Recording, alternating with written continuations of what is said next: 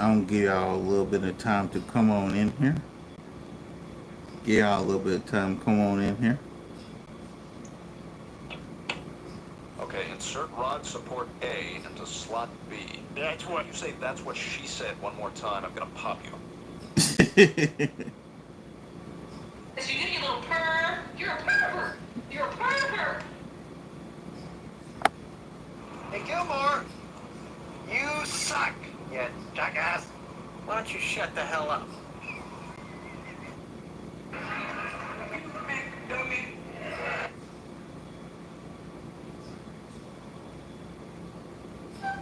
Give y'all a little bit of time to come on in here. What did the devil do? It's transformed into an evil. He come like the real thing. That's right. Devil come like the real thing. What do you mean? He's not the lie. Started pushing people told him the devil is a lie. Not the lie. Devil put him out of the world. Not the lie. He is a liar and the father of lies. Let's get this party started. Pushing people told him the devil is a lie. False prophet. Likes to be told you're just ugly. We make us stronger now.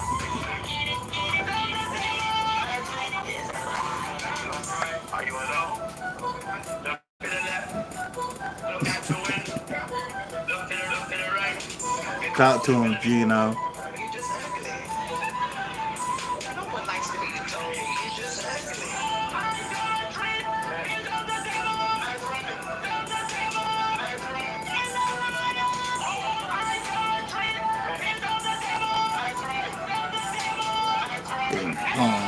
I'll be right back, y'all.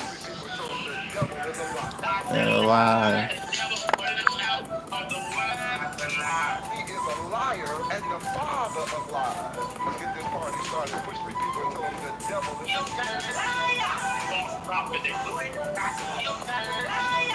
Likes to be told you're just ugly. We make us stronger now.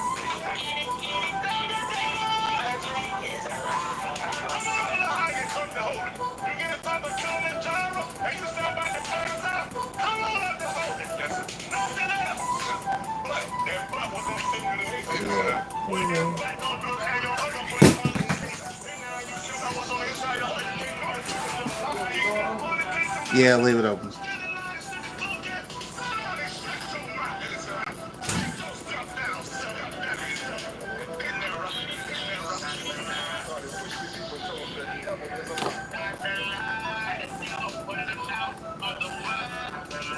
is a liar and the father of lies. Let's get this party started. Pushing people told him the devil is a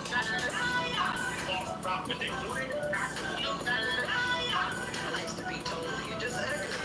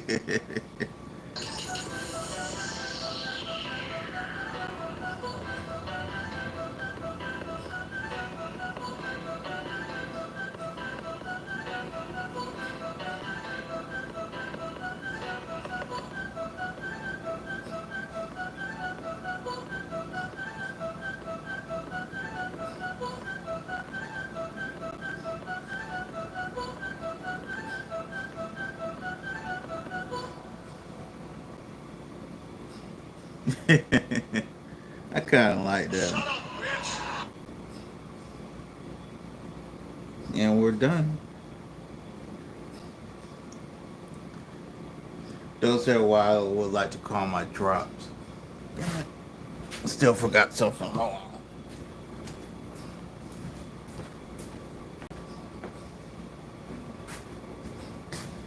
With that being said, let's get ready to start the show. Oh, let's start the show. Welcome to the show. Let's go. Shout out to AB27 Power. Hi. Hi, everybody. How are you doing on this wonderful Sunday? So the funniest thing happened, and I was just talking to Andrea and Melanie about this behind the scenes. It is so humid in Boston today that my camera looks like we are live from a smoke room in the North End. We're just here. It looks hazy, so you're gonna have to excuse it and the humidity up in the Boston area, but you guys have been anticipating this conversation so much that we're gonna move on. We're gonna do it with the haze. We're gonna do it with the haze, okay? So I'm really, really excited to come back together with two of my favorite people in lawsuits, and that is attorney Melanie. These guys have been covering the Karen Reed case. Aside from me, I've been under the weather these last few days. This is the first time I'm going live since the trial has come in with a favorable verdict for Karen Reed. So I'm super pumped. Excuse the appearance, but let me bring our favorite people up. Shout out to attorney Melanie Little. And guys, here's the thing: give them a warm welcome.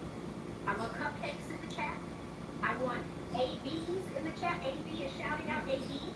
We're giving them a warm welcome, and we're super excited. So guys, super happy to have Melanie and Andrea here. Hey ladies, how are you doing? Getting still used to this new normal. Yeah, what's it been like? Like now, we're not getting up and trial streaming every morning. Like, how are we feeling? It's a lot. It's a lot of emotions still. I still can't watch like a live verdict watch without crying. Like I'm still gotta get my act together emotionally.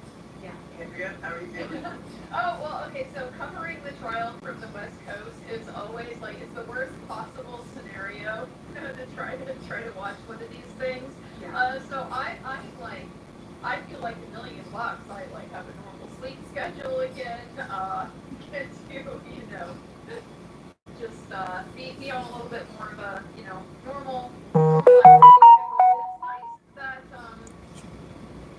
we don't get a win all that often. You see a lot of trials. If you watch a lot of trials, you see a lot of real head scratchers of outcomes and decisions and things like that. So you have that celebratory feeling when you get one where you have that conviction that justice has been done.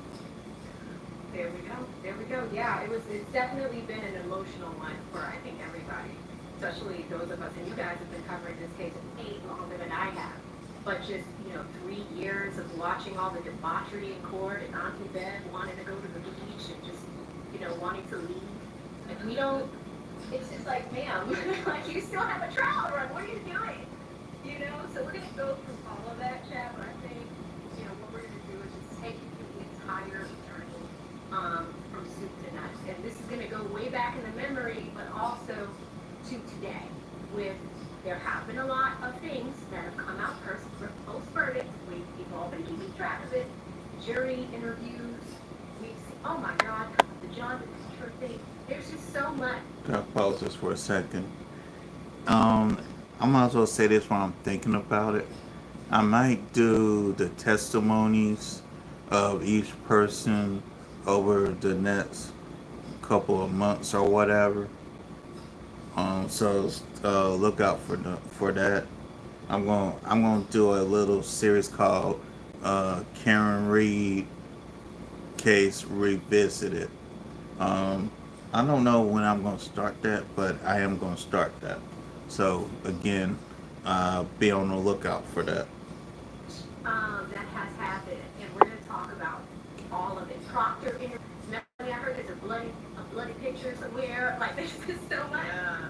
There's so much. So I love that. It's going to be a great conversation.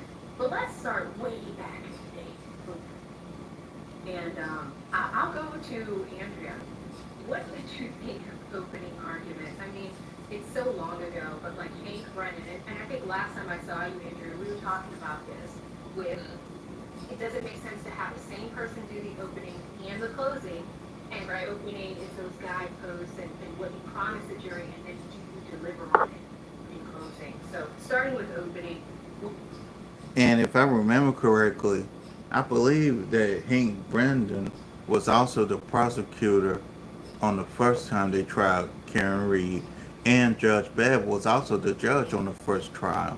So, that's something for y'all to look into.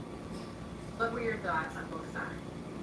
Well, I just remember the overall takeaway from the opening was that from the Commonwealth, they were really putting on this, they were at least putting on a show of trying to claim that the facts, science, and data, remember, were going to support their case. Things like Big Sam and guys, the I hit him, that stuff, the Karen said, the Dixie Dixit, as Melanie Little put it, so, so well, a while back. That's what the case is going to be. It was going to be, he's gonna head feint that it's going to be about science, that they're gonna have a technical case this time. We waited a long time for that in the first trial. But the reality was there the whole time. It was never going to be that. We got to tell with the very first witness he called, the king of I hit him, Timothy Tuttle. So the expectations for me were for the Commonwealth to be able to deliver on some kind of explanation, a scientific-based explanation for how this could have occurred, and at the end of the day, they fell painfully short on that. From Alan Jackson, the thing that really stood out was so much more of the focus on the reasonable doubt, and it was such a fine little shift on the defense side, but it just has the potential to be so powerful to keep the jury's attention on what you want them to be doing, which is asking questions. Because as a defense lawyer, anytime a jury is asking a question, that's a doubt, right? You get to identify that as a reason not to convict. So just framing it in those terms instead of suggesting we're going to be able to answer your questions, like we're not, because there was this terrible police investigation. So I think it set the stage for the strategy of what unfolded ultimately very well. Please. Coming to you, Melanie, what did you think of openings on both sides? So long ago. Right. I remember Hank Brennan coming in and telling this big grandiose story, and Timothy Tuttle heard the bell and he heard the call of the siren and he knew this was going to be the most birthday. So he grabbed his bag and he ran out of the thing. And, he told a good story. It was a focused story, but he tried to tell a story. So he was a little bit more engaging, I thought, than Lally. Yeah. But Timothy Tuttle was going to be the hero of this story, right? And you could just tell because he was the person who spoke. He was going to set the table for this whole thing, right? Mm-hmm. And then, of all of the first witnesses that he called, the first three witnesses wound up being caught in lies, which is so interesting. Yeah, especially Jim McCabe. Oh, that's simply Now, they won't talk about lying. Let's talk about liar number one, Brian Higgins. Liar number one is indeed Brian Higgins. Liar number two, Jim McCabe. Liar number three, Proctor. Liar number four, Kerry Roberts. And yes, I will be eventually going back through the testimony of all those people. As a matter of fact, I'm going to have a list of the testimonies that I'm going to go through. I'll let y'all know about that later. Okay. Where are we going from here? The jury must have been like, what? Alan Jackson, I'm a civil litigator. I have handled thousands of car accident cases, pedestrian accidents, dog bite cases. I also do the Catholic Church. Civil litigation is my wheelhouse. That's where I live. And I've been saying since the first trial, John what you need to focus on, and that is it. If the answer is John O'Keefe did not, or we all go home. Right. You don't need to throw in all the Michigans of the other people because then they feel like they have to solve a mystery, and then it becomes okay. Well, we did it, and that's not what they're there to decide. So when he opened on there was no collision, I was like, great, B, I've been hurt, Yes. Yeah, I love that. It was streamlined, and it didn't make. And also is the thing. In trial one, I'm sorry, I'm digressing, but Lally brought in everybody. Yes, And so because he brought all of those. we're going to have to talk about that. Didn't bring any of them in. Yes. So it helped the defense so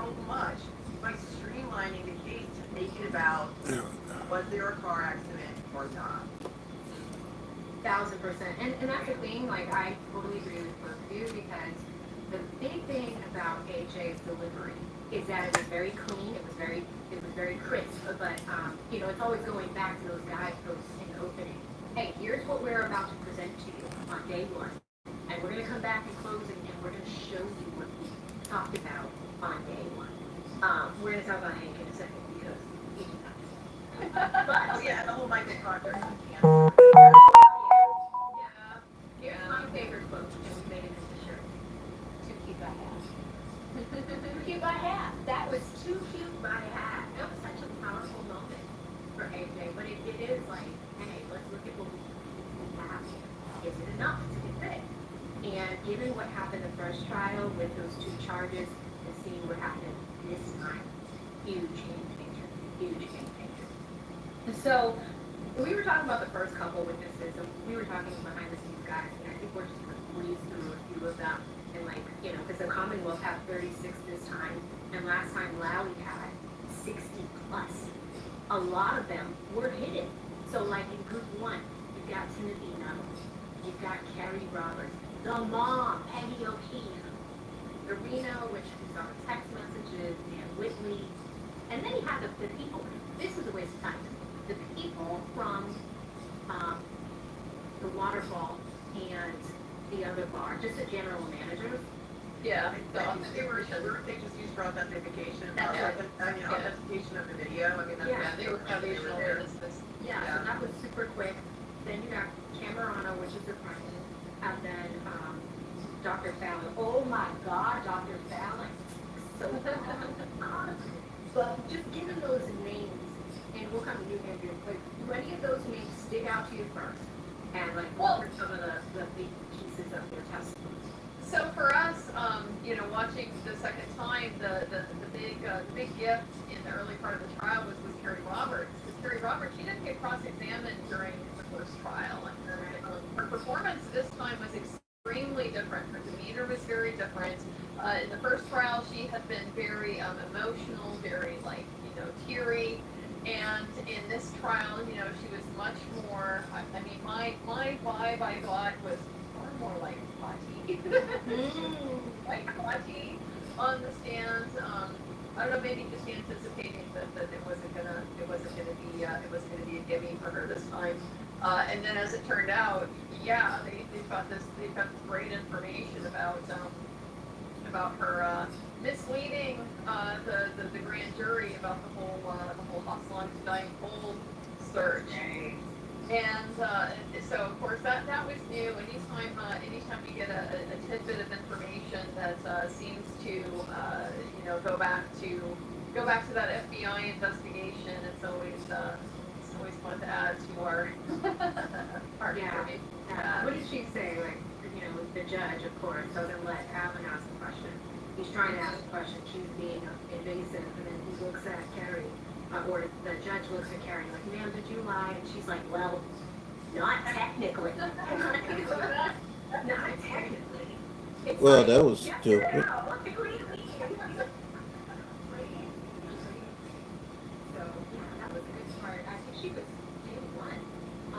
How about she was first day of the trial. How about you, Melanie? Out of those names, Nuttall, Roberts, Peggy O'Keefe, Cooper Garino, Whitley, Demois, and Leanne were the GMs you just talked about. Camerano and Fowler. Anything stick out with those? Yeah, I thought Camerano was a great sympathy witness for the prosecution. I mean, that was probably one of the best witnesses for the prosecution. But also, he liked Karen Reed, so you could tell that he liked Karen. In his, as I call it, season 1, they also called his wife to the stand, and she also liked Karen. So, you know, I thought that was very interesting. I think calling Peggy O'Keefe was a big mistake. It was a big mistake for the prosecution because she is one of those witnesses, and you know, there are some witnesses that you just can't prep. Like, you just can't prep to be nice, likable. I don't know, but her hatred for Karen Reed, I felt was palpable. It ripped off of her. It was just, it was.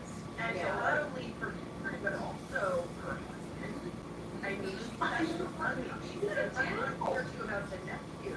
You can tell nobody is good enough for this woman. You can tell nobody is good enough for this woman. We had like a whole conversation on my channel about like just the dynamics of this family and this relationship and this toxicity and stuff like that. And you could just, I mean, I hate to, because this is why it was such an own goal to put Peggy O'Keefe on the stand. It made it so much harder to have sympathy for her. Because you can kind of start to see, oh, like, well, yes, there's this poisonous environment around you, and then that had these kind of downstream consequences. And it's not, of course, nobody blames anybody for John O'Keefe's death based on what we know at this time. But it's just that didn't need to be said, and it's just kind of unfortunate. You know, one of the major takeaways I've had from this trial that's so unfortunate is it is supposed to be about justice for John O'Keefe, and yet overall I think it served to really diminish him. I think it did not benefit his legacy, and so it's just a shame to see that hating Karen Reed was like so powerful that we would furnish John O'Keefe's legacy just to pursue something that, you know, at the end of the day we all knew it shouldn't have ever been pursued, and the jury, you know, now seems Clearly. to be in consensus with that. Yeah, first question, it was like, how long have you been married? Oh, too long. You know, and then when asked about her nephew, oh, well, you know, he's a handful. And I can't remember exactly what she said, but it wasn't real complimentary about these two children that are now orphaned. Not only their parents have died, but then their Uncle JJ died, and it just, and so then I think it's sort of tempered. Yeah. When Hank Brenda showed the clip of Karen mocking Peggy O'Keefe, I think the jury was kind of like, well, I can see that.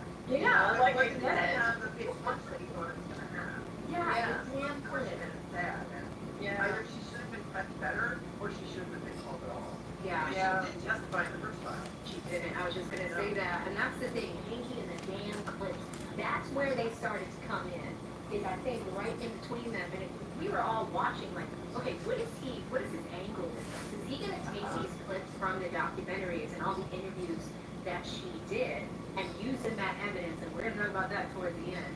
The jury had questions like, hey, are these gonna be used as evidence? But he started to slow down midway through the trial and using them. They were like snippets. You can't see the full context. You don't know what the conversation was. Luckily for us, I had watched Avonia the Snow, all 5 episodes, and we started to make little reactions to them. We didn't finish it, but I remember that exact moment where there was more to the conversation where Karen was talking about that. That was her experience of coming from the hospital, going home with her family to gather her things. She wanted to check on the kids. None of that was included. So it's Why like, was it not included? It's my question. I think, I'm sorry, his entire case was based on her admissions. I mean, that's really all he had. So he tried to build the whole case starting off with 3 people in a row saying, I hit him. And then Terry and Jen saying she said people had the 30th, and then showing clip after clip of, you know, her alleged confessions about her drinking, mostly, right? It was never, she never said I hit him. She said, and then there was a clip, I think, where she said, you know, maybe I said, did I hit him? And so he tried to really focus this case on her confessions, and it fell flat. Totally. Yeah, for sure, but. Totally. But yeah, I think that was the first set that we had. Fowler with the blood alcohol level. I mean, that was probably actually the most excruciating day of this trial. He just kept talking. That guy. You're not fooling anybody with your moist towelette, dude. Last year, you believe a hospital guy is like coming on to be defensive about like nobody believes that you took all of the alcohol swabs out of your emergency room blood draw. Like that's what he said in the last trial. Nobody believes that, dude. And like just say you put out there was alcohol in the swab. You know, just say that because it's clinical, you don't really care. Like it happened. Yeah. You did not use just like sanitized water on a towel to clean somebody's arm because it's not going to disinfect. Disinfect, that's the whole point. So what did you use? Moist towelette. What was a non-alcohol sanitizing moist towelette? Yeah, it took forever. I mean, Andrea, you saw it that day. I mean, sorry, Melanie, you saw it that day. Like it just. Oh yeah, I said, who crossed him? Whoever crossed him, I said, not only is he an excellent trial lawyer, but he's also an oral surgeon.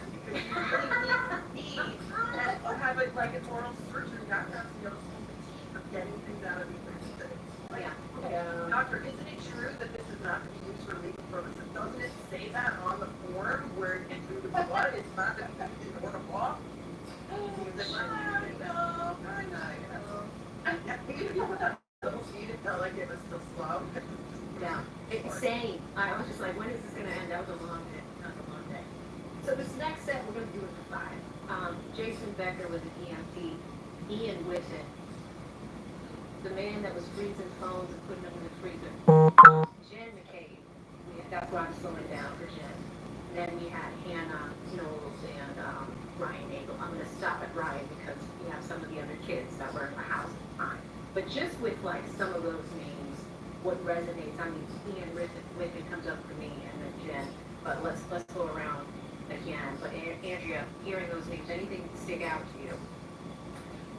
I was amused by the freezer, phone in the freezer. I mean, this was another, like, yet another new twist from trial 1. They did not put any phones in the freezers during trial 1, so this is like a whole new angle to trying to prove, you know, scientifically that Tony Keefe was actually hit by a car.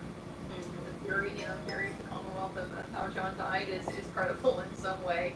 And, you know, my expectations weren't high. I mean, I saw what they presented with Trooper Paul. I didn't expect, you know, I didn't expect that there was much, or they would have had it the first time around. Exactly. But, this was really the first sense of, I think, how absurd ultimately it was going to turn out to be. And I can kind of understand maybe a little better now some of the incredulity of Mr. Alessi with the way that she's not questioning the methodology of these witnesses. Like there's you stuck a phone in a freezer and you tell us you can't say anything about that. But then the one thing you actually did do, right, when you went and drove the hill over by Cedar Crest to see if you could get and hold his phone to see if you could get it to register steps, and Hank objected to him answering the result of that test that he did. So like the one practical thing, you know, trying to replicate one of the Commonwealth's claims, they wouldn't allow inquiry into that. So that just, you know, at that point it was very clear to me, no, we're not going to have anything remotely approaching a technical case this time either. It's just going to be more creative. And did it come out that they were the phone was going in a westerly? I think that's the first time I heard that was with that test. You're walking 87 feet west. Could have put him right exactly in the house on Cross. Yep. And that was it. It was like bam. Yeah, exactly. And Brian jumped in there, but anything that stuck out to you? let's just stick on Whiffen for a second. Yeah. It's not like a full on. Let's talk about it. Exactly. Yeah. The other thing about Whiffen is that he was allowed to do a live demonstration on stand, which I found to be wild. Like that had not been planned ahead of time. This was the defense of Jennifer McCabe. This was the defense of the 227 search. And you know, if you really think about this, the Commonwealth spent so much money defending Jennifer McCabe and that 227 search. They paid Jessica Hyde, they paid Ian Whiffen, and he was allowed to do a live Google search on his. I've never seen anything like this before. Yeah, now that was weird. Yeah. It could do anything. It could do anything. It's bizarre. You can make it do whatever you wanted. That was allowed. Like, went in was wild to me. And in the first trial, it was like the testimony was like an entire infomercial for Artex. I remember how long he testified about his own software. It was crazy. And this time he brought it in again. But again, that, oh look, after I Google something, 5 seconds later, it reverts back to that same browser tab. Like, prisoners are banging down the jailhouse doors trying to get out of jail now based on, like, their Google searches. It's crazy and it's wild. And Yeah. but 100%. That happened. No, they totally did. And I forgot about that part from last time, is that he was kind of like, almost show horsing or showing his product and showing, we saw that with a lot of witnesses this time, I feel. Like a lot of people kind of promoting their own things and things like that. But yeah, I think the Westerly thing was huge coming out of Ian Whiffen, the theatrics, meaning like showing some of this stuff in front of the jury, and we a lot of things shown in front of the jury this time with Jen McHale. Jen McHale.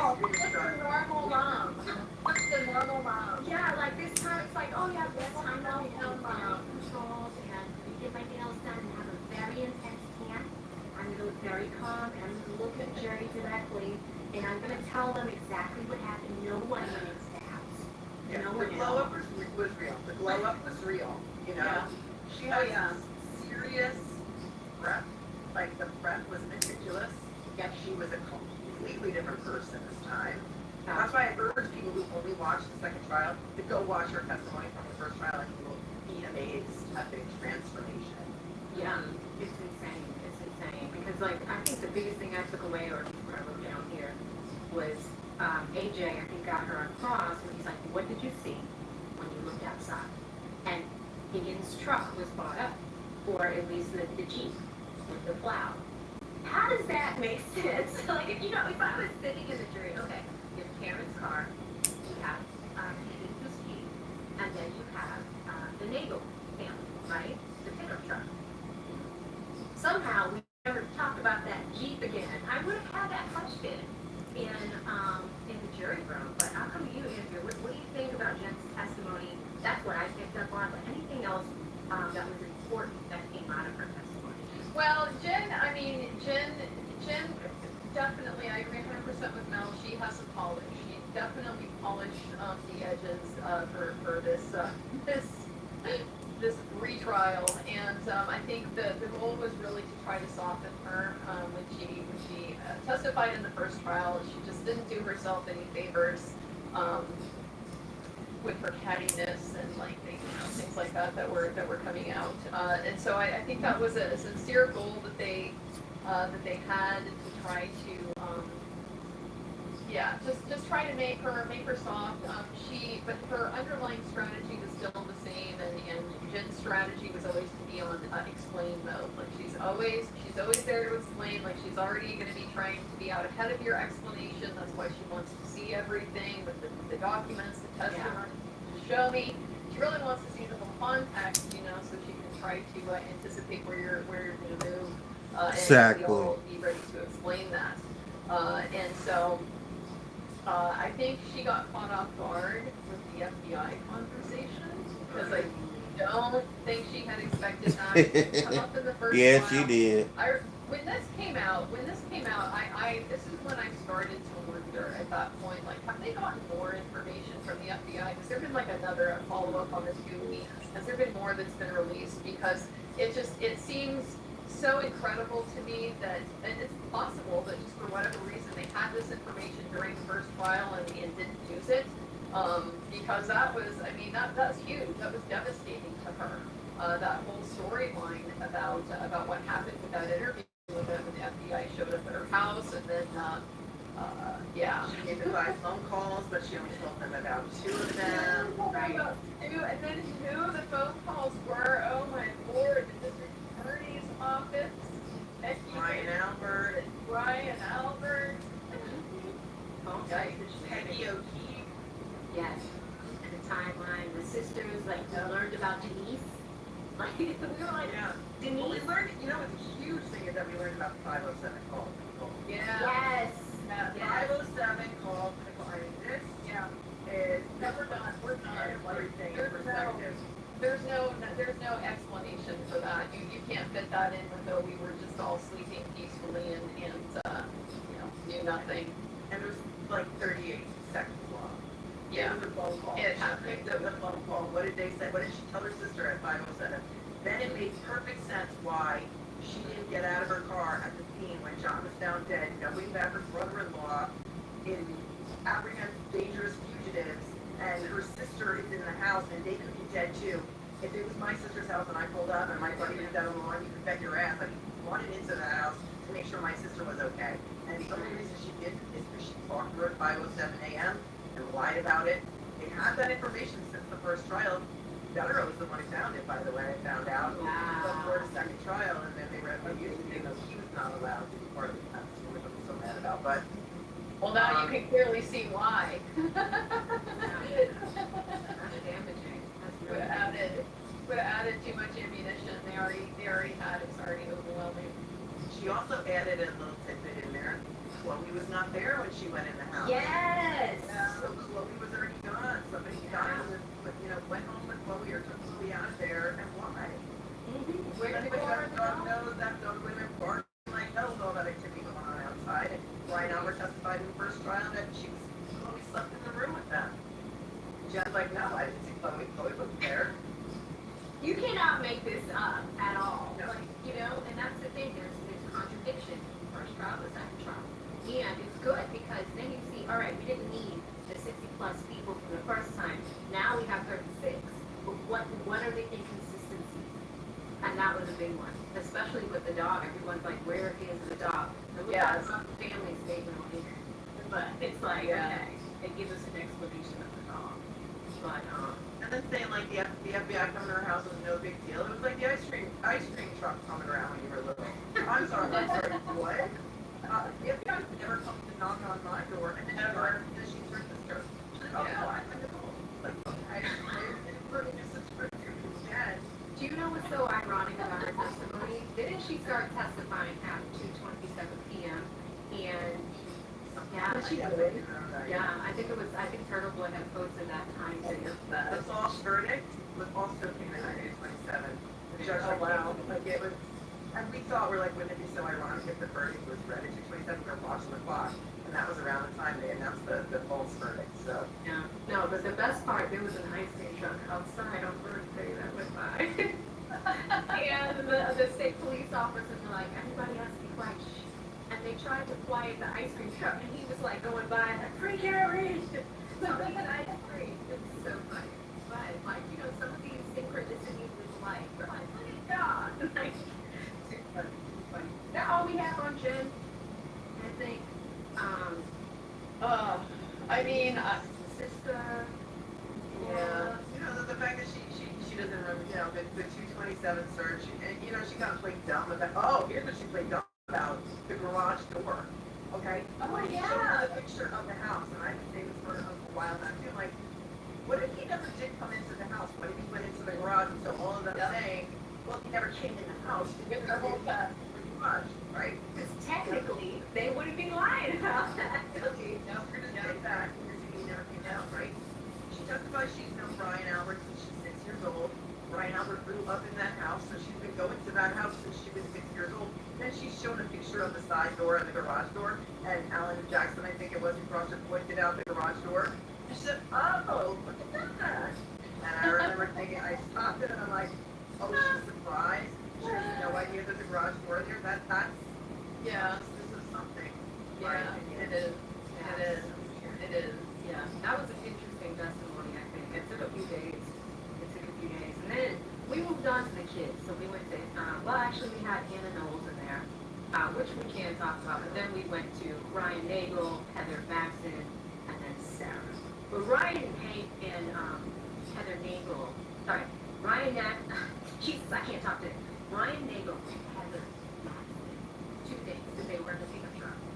We learned that when they drove by Karen, they both said the globe light was on, and she was in the car by herself. That was a bombshell. I'm like, this is huge, because that shows that John was not in the car when they drove by, supporting the defense's theory that, well, if he wasn't in the car, where was he? You didn't see him on the lawn. He must have gone inside. Makes sense. What did you guys take from that? And I'll go to Hendra first. Yeah, I mean, so these guys also had testified at the first trial, and I think it was, I think there were a couple things going on with it. One, just there's a perspective on Karen's driving, right? So if she's like, one of the big questions here really it is, like, is she super drunk and in this race and in a position where, you know, who knows, she could do something, not notice, not hit him, maybe clip him, you know, something like that. Then seeing like how she's behaving beforehand helps put that in perspective. And they're like, yeah, she's driving 15 miles an hour, like real slow coming up to the turn. Describing her as, you know, kind of contrary to what Commonwealth wants you to think. But I think that yes, the clearly the issue with them is the fact that they hadn't seen John. They didn't see him get out of the car, even though they were parked right behind. They didn't see him in the yard. Didn't see him at any point. And yet, you know, when they leave, this is when they see Karen sitting there by herself. Then also the fact, I think it was Heather Maxson. I can't remember which one of them it was that testified, but they just described that they weren't behind Karen the whole way over to Fairview, that they did lose sight of her, for at least a short period of time. So it just left that window open then for like, well, yeah, of course, John got out as soon as they got there, and then you pulled up behind, and at this point, John is already in. So it did make me question, like, I don't know why the Commonwealth called them. Commonwealth, he clearly never, like, at least not that I remember, said anything about them in closing, like how that was helpful for their case at all. I don't know why he did that, but why he did. They were very consistent with their testimony. They were two very credible witnesses to me. I mean, they had no reason to talk in the fight. And they were very credible. And again, it made perfect sense that Karen would have pulled up to the foot of the driveway, John would have gotten out and ran up, and Joe McCabe drove this big ass, she doesn't even know what kind of car it was, he caught the Denali or whatever it was, I don't know. And I remember Matt McCabe during the first shot having no idea what kind of car she drove, and I was like, really, dude, really? You have no idea what kind of car your wife drives? It made perfect sense why that car would have been taller than John, they wouldn't have seen him, then Karen pulls up to let them pull up in front of the driveway.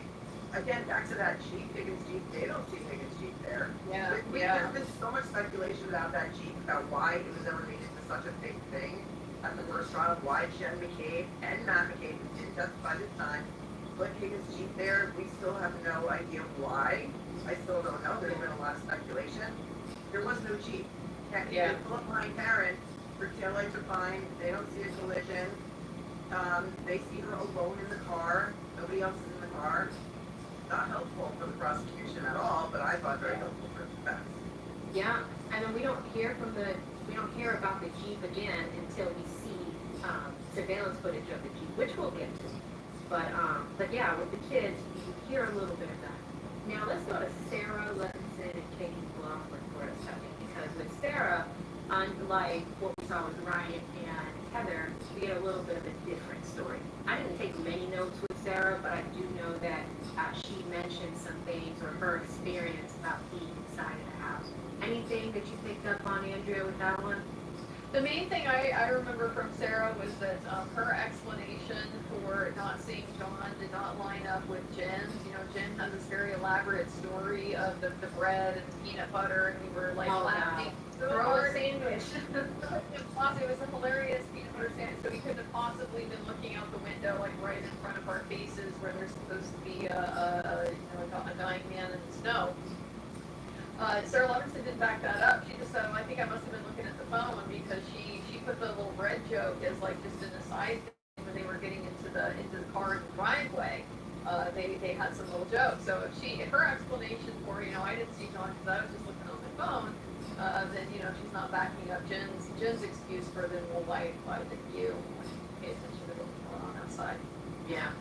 I remember her saying that despite the fact she'd been friends with Brian Jr. for a long time, she never ever met the dog.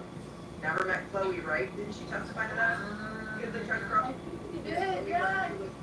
Objection. Yeah, She did. never met. Cousins by their family names, and she had never met the dog. She was like able to name off cousins of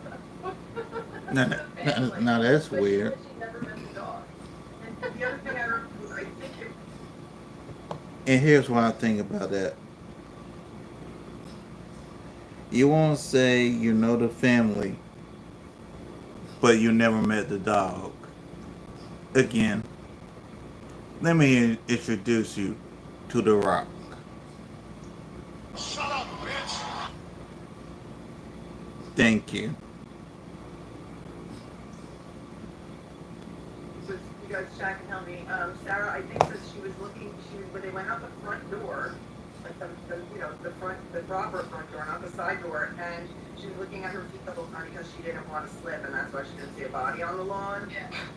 And she's the only person other than Jen McCabe who was inside 3430 that night that was called to testify, which I found so interesting because Lally called every single person who was in the house.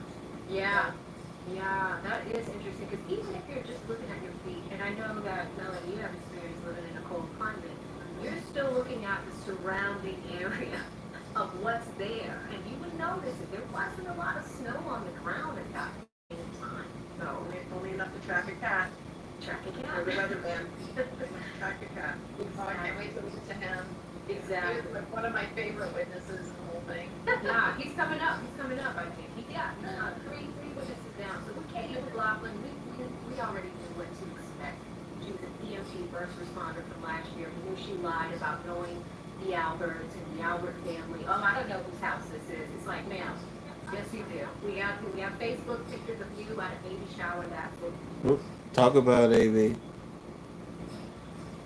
And to Jim McCabe, this is what I have to say about you. Shut up, bitch! And this too.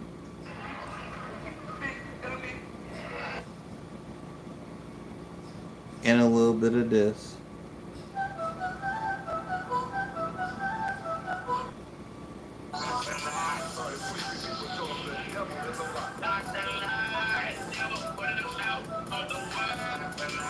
Is a liar and the father of lies. Let's get this party started. Whispering people told him the devil is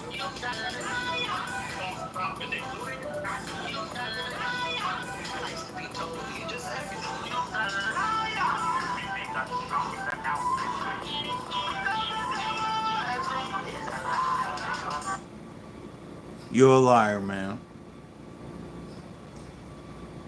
Now back to AB 27 Power. Could be. Aside from that, I think we all expected that to happen. But I do believe she was the woman that was talking about the glove and writing Writing the notes on the glove. the notes on the glove. And Who the hell would do that? there was a discrepancy with the I hit him statement. That's what I took away. But what do you have in there? Yeah, she had yet another version of I hit him, and hers was also very elaborate. It was in front of ostensibly Officer Seraphin Mulaney, and Seraphin says go get good, and so there should be all this corroboration, which of course then nobody calls Seraph or Good or Mulaney to the stand. So it's just it's a different context than what we heard from the EMT firefighters, the ones that testified first. I think the thing that stood out from Katie McLaughlin's for me was that she did have this elaborate story of like I hit him being said and then like being seriously by police, and yet nobody acted in accordance with how you would act if everyone was like, ooh, she just confessed, you know, and Yeah. so there was this discordance between what they actually did and what she was kind of trying to describe as the I hit him circumstance. Yeah. She also pointed out that Nuttall was in the ambulance, and the ambulance doors are really heavy. The ambulance doors are closed. My parents said I hit him, so there's no way Nuttall could have heard that. Which, so there you go. Okay, the first went side, the second went side, the third went side. He just wanted to be part of the story. Nuttall wanted to be he wanted to be the star of the show this time, maybe. Or Brennan wanted him to be. And also, Katie McLaughlin was so defensive. Like, you can tell she just did not want to be there after everything that came out from last year about how she and Caitlin Albert have been, maybe not besties, but they've certainly been in hot tubs together with beers and bathing suits and, hugging at all kinds of events. And Kevin Albert set up her statement at the Candy Date. Kevin Albert, Brian Albert's brother, was a detective for Candy Date, the guy who set up her statement. Wow. Had her come in, however many days later, and she's the only witness who testified in front of the grand jury about the I hit him. And then, it turns out that Carrie Roberts lied about hearing Karen Chen hypothermia, which is one of the main reasons, in addition to Katie McLaughlin, that Karen's charges were upgraded to murder. And, I don't know if Carrie Roberts will ever be prosecuted for perjury, but Massachusetts is very selective to be prosecuted. They are. Yeah. They really are. It's insane. Yeah. It's insane. I think that wraps it up for Katie for us. But then coming to okay. Where do you guys want to start? We're like the Cubs. Where's the stop shop at? It's here. It's like with Paul Gallagher, like Lee Florida. Yeah. He retired. Like the leaf blower was great. There was no freaking tail light on the lawn. That's the thing they did all day. And he was so confident this go around. He was like, yeah, you can see how we control it. It was a good idea. They even put that in their audit. That like this is genius police work. And it just happened to reveal that there's absolutely no tail light on gas fumes on the evidence, examining all of the evidence. Ed Robinson, Ed Topgolf, he was in my chat. He's on Harvard. He's a forensics like professor. So Ed He's is a great. thing. But Gallagher comes in with the golf chan, clearly in Florida now, like playing golf every day. He could give no less apps than what he did when he came in. He's like, he's got his pension, he's retired, he's like, we did the best we could. So yeah, it was snowing. Like, what do you want? It was snowing. You did a great job, you were innovative. You got the solo cup, you collected the blood, and he was their witness for the Candide. Like, who else came in for Candide? They didn't call Lang again. The fixer, I call him the Ray Donovan of the Albert family. They didn't call Lang. They didn't call Good. They didn't call Saraf. Like I just put his thing Tuesday for a hamburger today. They didn't call that guy in again. He was the only guy. He's retired. He served less. He did a great job. I couldn't believe that. I think that's what I had in my notes. I'm like, I really cannot believe he's coming back with confidence on him. He was standing on his square, like, no, look at how we can control it. People are like, okay, why didn't you secure the crime scene? Well, it was a blizzard. There's nothing we can do about it. And it's kind Really? of okay. Maybe it's tense. Maybe some other things. Could have left the guy there in a patrol car just to guard the scene until the NSP decided they felt like showing up that day. Here's what I think about how they did a crime scene. A bullshit. A bullshit. A bullshit. A bullshit. Okay. And here's something else I want to say about the crime scene, about the people who did the crime scene.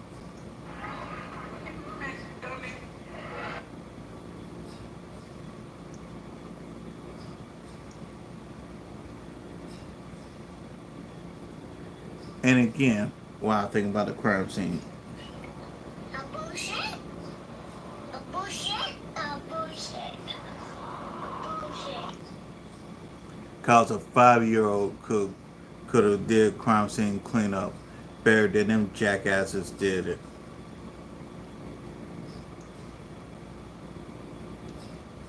And let's take a little tune from Happy Gilmore about how they clean up the crime scene. Hey, Gilmore, you suck, you jackass. Why don't you shut the hell? You suck, you jackasses.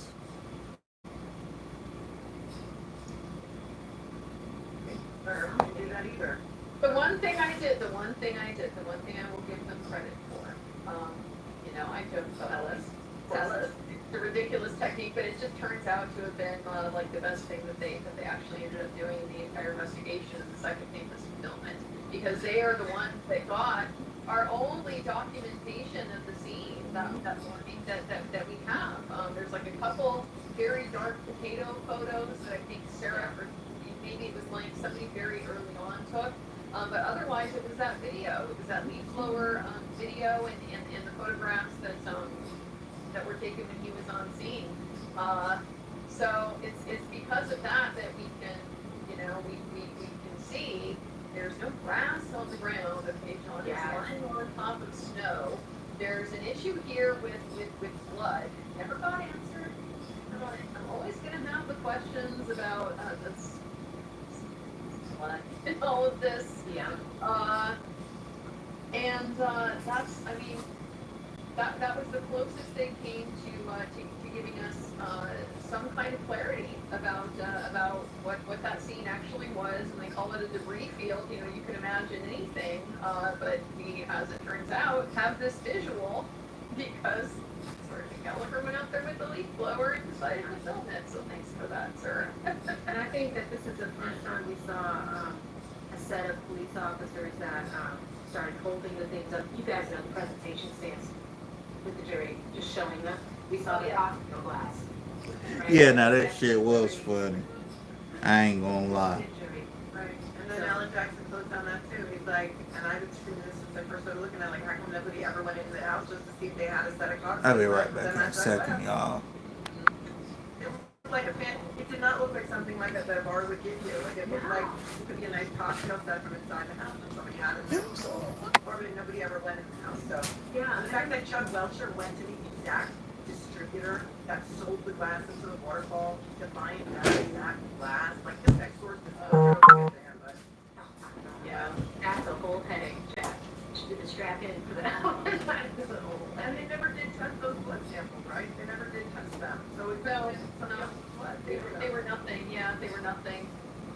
All of that is just shame and humiliation, and it didn't even end up being peaceful. It's the absurdity of this whole thing.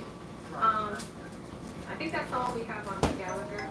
But moving on, we have a weatherman after that one.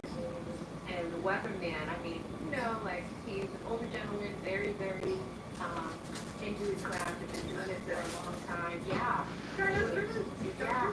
Guy, TV weatherman. Exactly. Like, I think his was a little bit more bleak than Valor, but at the same time, he just, I don't think we saw someone from the weather field come in and try it one. Is that right?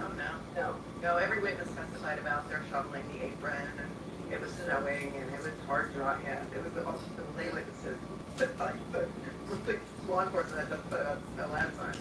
Yeah, and what I think that served to do actually is this was another big unfold by the Commonwealth from my perspective, is because it really minimized the amount of snow that was out there at the critical time period.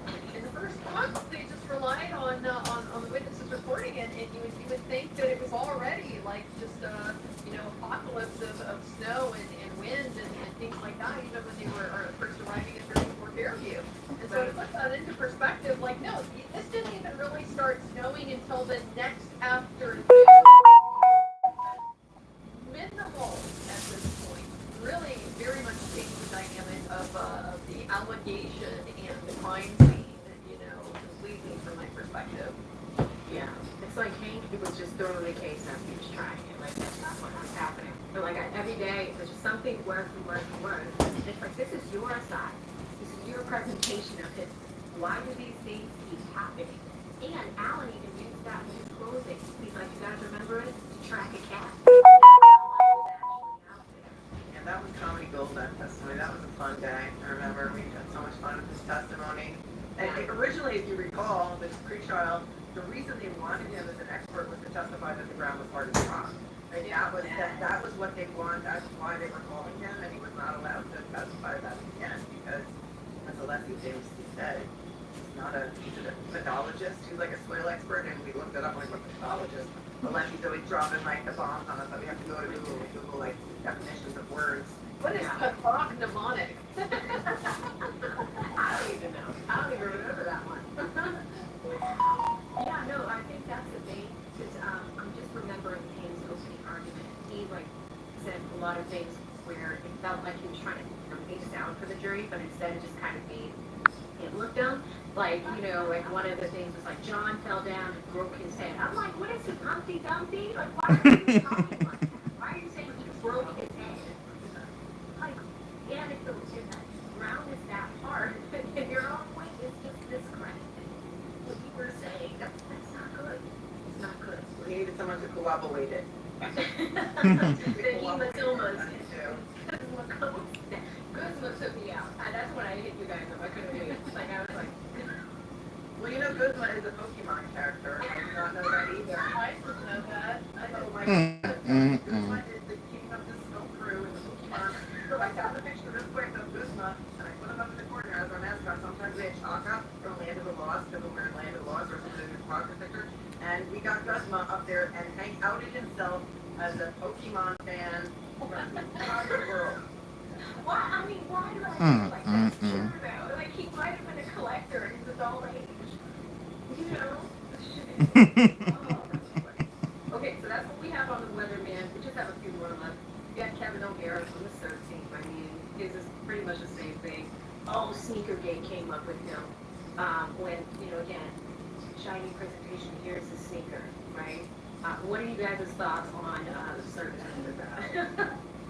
Well, I mean, the moment that Yuri Buchanan, when Alan Jackson or whoever's posting said, can you show us the sneaker that was found that collected from the hospital? And he says, okay. they read the envelope, what does it say on the envelope? It says, this is the sneaker we collected at 34 Fairview, and they pulled it out, and it's the right sneaker, when I think it was somebody else from the day before who pulled out a left sneaker and said, we found a left sneaker at 34 Fairview. And then there was a huge sidebar and a break and a big timeout, and then they came back and did it again like nothing happened. I still am confused about that, Andrea. What was your take on that? Was that the 34 Fairview sneaker or the hospital sneaker? That was Connor Keefe. I remember, and the whole confusion over like what even this was just the beginning. There were so many like ridiculous theater of the absurd moments with into the evidence, the actual physical evidence in the chain of custody. It's funny that we start with CERT because of course the tail light pieces. The taillight pieces, from my perspective, that they found at the CERT search have always been one of the strongest pieces of evidence Home will have. Not because, I think it means that Karen left them there, but because that is the one piece of evidence that it puts them on the defensive to have to, you have to have some kind of alternative explanation for why they're there, or at least question about, were they there? Like, are there legitimate reasons why we should even question if there was plastic there? Damn, I still forgot my water. Willing to go down that road and stuff. And so it was ironic to me that because this is one of the strongest pieces of evidence that they have, it's like they got it in and then almost instantly kind of started to dirty it up and started to minimize it and started to take away from the strength of their own evidence. And it's all because at the end of the day, Proctor or whoever in this case, it should have been O'Hara or somebody. Would you not just get it into evidence? Just look it into evidence, have it secure, start that chain of custody so you don't have to answer any questions later on about the provenance and maybe things got mixed up or just anything along those lines. Yeah. I also learned that people were they had volunteer employees or whatever it was, those people work for the Massachusetts State Police, they have volunteers. That was my first time hearing They were that. randos, they were unidentified people at the scene, and he's like, well, they could have been law enforcement, maybe, I'm not really sure who they were. What happens when you go into a crime scene if you go to any procedure there's a law. Yeah. Who comes on, they sign in, at what time they come on scene and what time they leave, there's no law. And also, worth pointing out, is that the CERT team in Massachusetts is supposed to go look for missing people. They're not evidence collectors, that's the crime scene services team. We cannot call crime scene services. I've covered many cases in Massachusetts since then that involve a lot of the same investigators, and we know that they know how to do it. But in Walsh, they know how to do the investigation. And so, these special emergency response people, they go out and look for missing people. And we were given, it was like a scavenger hunt. Tully gave them a list, okay, you're gonna go look for some taillight pieces and a sneaker, ready, go. And they went out and they had a very narrow area, shoulder to shoulder. And after they found a couple of taillight pieces and the sneaker, then Tully's like, okay, you're good, you guys can go. It was very, very sus. And then all those other people that were just kind of lingering around, nobody knew who they were. I mean, the detail that Alan Jackson got to kind of nail him down on, they never made a whole lot of this, but we definitely did watching and in the chat how everything was found within the 1 square foot area in the street. And that I thought was very significant because everybody is trying to recreate what would be the consequences of this accident that the Commonwealth is proposing. And so where would there have been a point of contact? Where would there have been a debris field? Where would the tail light naturally spawn? How did things end up in this way that we're supposed to believe they ended up? And so a world where there was some kind of collision with John, hard enough to ultimately end up in him, being dead and being 10 feet off the road or so. But, you just drop this little square foot, plastic of debris and then the shoe, already past the second type. And so then, as it proceeds, it was pointed out, well, that's all they found in the road. They found all this other stuff all over the yard. And by the way, they found the entire tail taillight except for, that one little rectangular piece. Yeah. And so that would seem to rule out that like a lot of the plastic ended up in the road and you wouldn't be able to find it because the cloud came, and Yeah, that part don't make no like damn that sense. would be the normal expectation. Of course, you wouldn't recover all of the taillight plastic, but then in fact ultimately recover more plastic than even belongs in this particular taillight. This should have been, Kevin O'Hara should have been like one of the top pieces for the Commonwealth, and yet in no small part because of the Commonwealth's own malfeasance here, they just once again like own goal all of these problems with it. And don't credit it. It's too sus. And you would just think that the projectile pieces or the particulates we would have found, and we'll get into that with some of these other witnesses, but why would it all end up on the lawn? Shouldn't we find them in the street too, or wherever the case may be? Yes. As Margaret demonstrated. Go ahead, no. So, there's a lot of people that found taillight in the coming weeks as it started revealing itself. Because in trial 1, I don't remember if Gary said this in trial 2, but he's like, I told my guys, on your way home and on your way to work, just drive by 34. You find something, right? Keep something pops up. It reveals itself. And you know who never found one piece of taillight? Anybody but the That 34 pair did. No, makes zero sense. Yeah. Yeah. Wild. Yeah. Not only that, but nobody but Yuri and Proctor. So like this crew that they're telling go look for these either like incompetent or really insubordinate. Like didn't bother to even because how is there all this stuff out here 10 days later? The snow has been gone for like 2 weeks by now. Exactly. Chief Berkowitz found the piece. Chief Berkowitz found the piece while he was on that. He was driving by with his Coke bottle glass. Yep. It sounded like a Duke Week 5. I forget how big the piece was. But, and that's when they called him in town and actually made a report and maybe took a picture. But, and there were so many pieces that they didn't think it was important to take pictures or measurements, GPS coordinates, or anything else. Yeah, a lot of them weren't consistent. I had so many problems with this case. I think this was the day we were talking about inches. Because in some of those photographs from the crime scene, I think this comes out with you, but you would see this in some pictures, you wouldn't see it in others. You would see this in some pictures and not all of the pictures. No consistency. And that was like baffling. Yeah. That was baffling. But I think that's what we have to search. Connor Keith. Spoiled ass Warren rich Says on boy. the stand that he went to the autopsy alone. It comes out with Sorty Bello that he was not alone. So that's what I have on him. What do you have in there? What I have on Connor Keith was he had another one of the bag mishaps where he had the sort plastic. This is how, like I was saying, it should be the strongest evidence.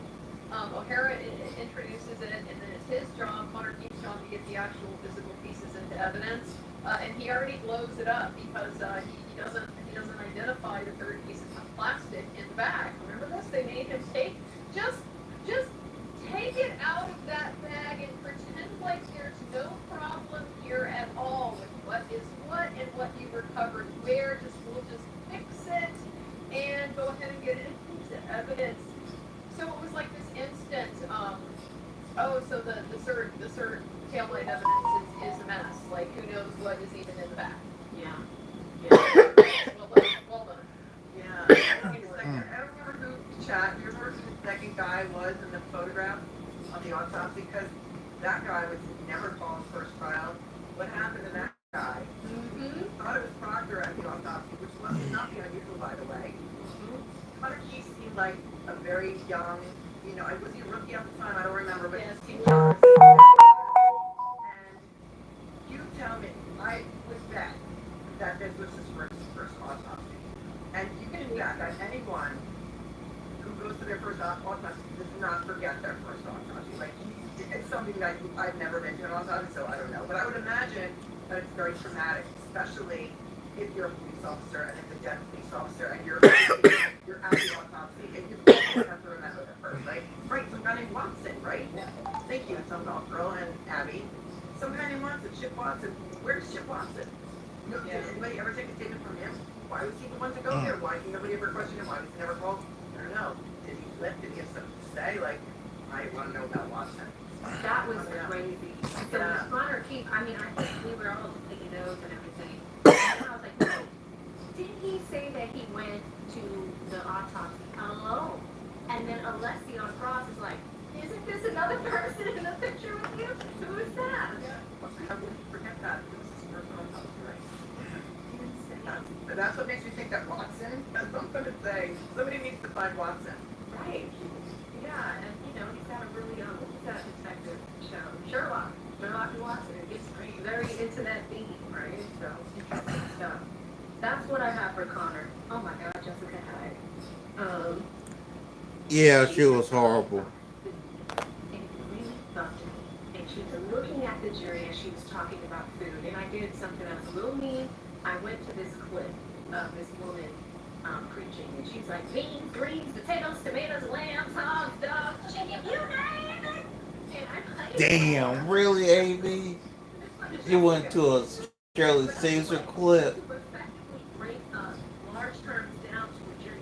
I so wonder what the jury thought about that. But again, for her to be talking about mobile forensics and we're talking about pizza, You know what? I don't find that clip just for the hell of it.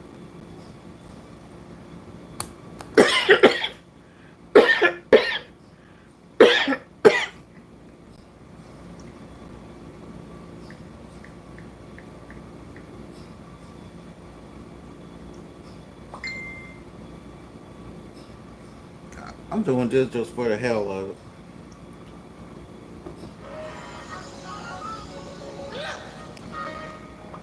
I got beans, potatoes, lamb, lambs, hogs, dogs, chicken, turkeys, rabbits. Since she missing it. I got beans, greens, potatoes, tomatoes, lamb, hogs, dogs, beans, greens, potatoes, tomatoes, chicken, turkeys, rabbits. Beans, potatoes, tomatoes, lamb, lambs, hogs, dogs, beans, greens, potatoes, tomatoes, chicken, I don't know how they made it into a banger, but they did.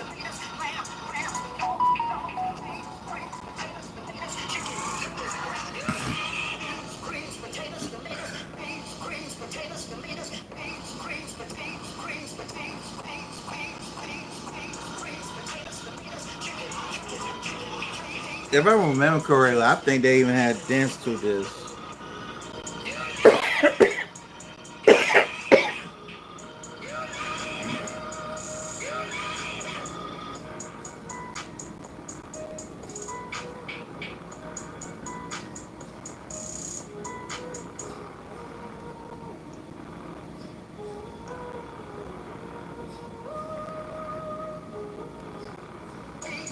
Potatoes, tomatoes, lamb, beans, greens, potatoes, tomatoes, chicken. Beans, greens, potatoes, tomatoes, lamb, beans, greens, potatoes, tomatoes, chicken.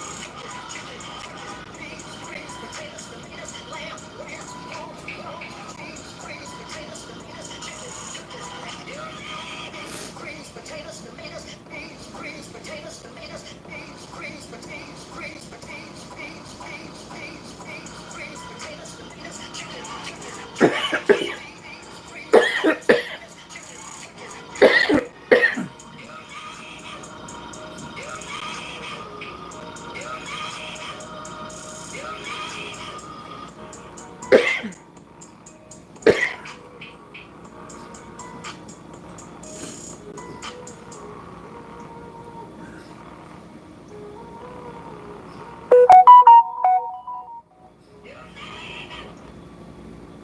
And that's enough for right now. I don't think it was effective. I'll come to you, Andrea, on that first. Well, I think she just, she has what I would consider as somebody who has to, you know, vet and hire expert witnesses, from time to time. I've had to do that. She has some challenges, to overcome from a communication standpoint. I think she's quite smart, like, when I was able to follow what it is that she was talking about, technically, it makes sense. I think her theory is viable. It's funny that at the end of the day, what it came down to, she doesn't actually know if there was a 227 a.m. Google search for us lunch to Diane Cole, because you just can't know anything about. I'll be back in a second. but she was just such a chaos tornado of lingo, strange analogies, and a lot of technical language, and like assuming that we're maybe already at a level of understanding some forensics that we're not at. It was unfortunate because I do think she probably had good information, but her inability to communicate it clearly was for me just the big takeaway from her testimony. I was like, I have no idea if the jury's been able to take anything away from this because it's just been a mess of concepts and ideas, stories, and words. And how are you even supposed to track that? Yes. The best part of her testimony for me was when she said her answer about the date that she did something. And she was, well, it was May 4th, of course. It was really easy to remember because we had the 4th week with you. And there was a court officer sitting next to her who became my favorite court officer, a woman named Eugenia, because I had to find out her name. Because Eugenia was right next to Jessica, or right next to Hank Brennan when she said that, and her face was, and I don't want to get into trouble because maybe she saw that thing, face is very but it was fabulous. And she outed herself as, I guess, a Star Wars fan, and that was fantastic. And did she testify as to anything other than the 227 search? Because again, another witness hired to defend Jennifer McCain. Yeah, no, literally, my notes say beans, eggs. That's all I have. That's all I got. Yeah. The other note I have for Jessica Hyde was this was one of my favorite cross examinations. This was a Robert Alessi cross examination. This was the Battle of the Manners. Do you remember this? Because Jessica Hyde is the type of witness who will be like excessively over polite to the point of strident, and he just fed it right back to her, and it was just this amusing thing to see him like confronting her with her prior inconsistent statements. She had that sing-song voice from the, oh, thank you very much. Mm-hmm. You're very welcome. Have a great day. I'm sure that she's a great teacher because I think she does teach. Yeah, I'm sure she's a very good teacher. Expert witness, not so much. Yeah.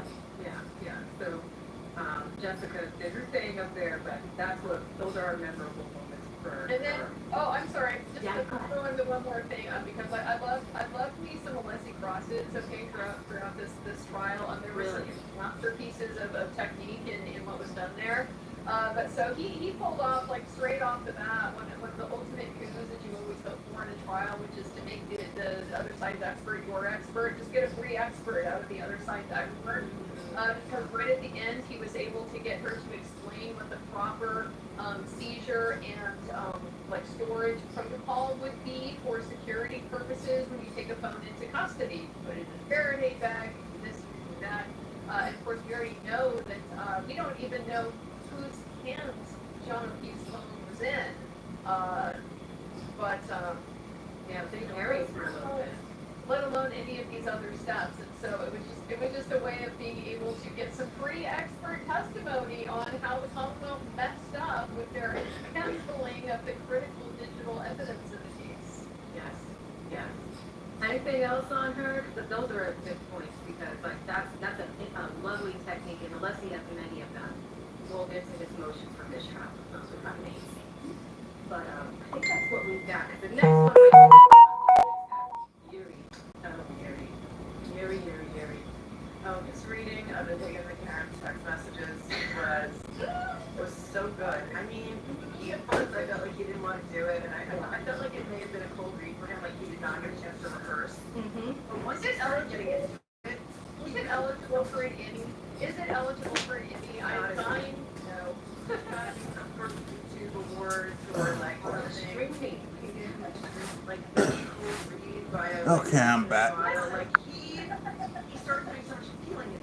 Really, I think it was even more. I hope I didn't miss too much. Than having Higgins read that. If I did, I can rewind. But he didn't want to make it seem like he was so damn Karen, which he was. Like, What's going on here? like, where are we going? Like, are you playing for me? Like, when did you first think I was hot?